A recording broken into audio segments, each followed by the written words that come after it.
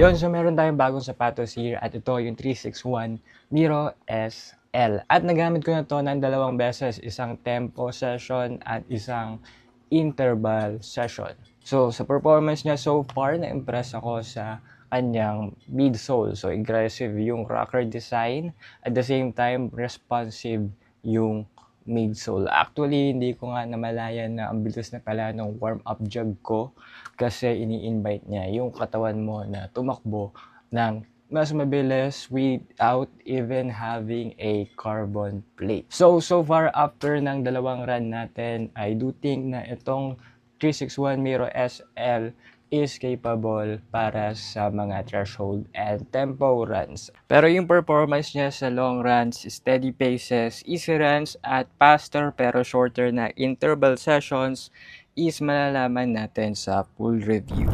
Now, kung meron kayong tanong sa sapatos na ito, comment nyo lang at itry natin sagutin.